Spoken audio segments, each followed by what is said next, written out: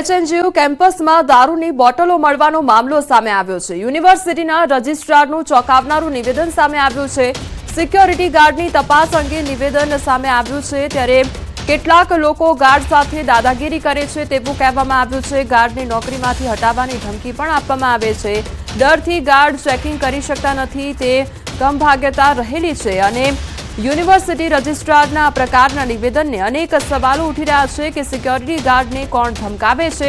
શું યુનિવર્સિટીના સિક્યોરિટી ગાર્ડને કોઈ ધમકાવે છે? આવા અનેક સવાલો ઉઠી રહ્યા છે।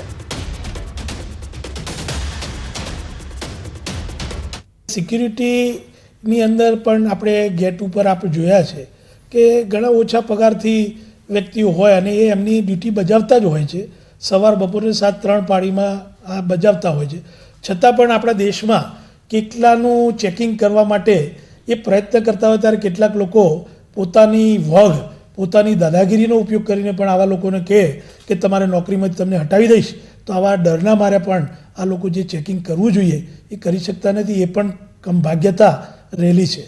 વડોદરામાં મિત્રનો જ મિત્ર પર જીવલેણ હુમલો કરવામાં આવ્યો અને ઇલોરા પાર્ક વિસ્તારમાં છરીથી હુમલો કરવામાં આવ્યો। અગાઉના ઝઘડાની અદાવતે હત્યાનો પ્રયાસ કરવામાં આવ્યો તો યુવકને ગંભીર ઈજા થતા સારવાર અર્થે ખસેડવામાં આવ્યો છે। હુમલાખોરોના સીસીટીવી ફૂટેજ પણ સામે આવ્યા છે।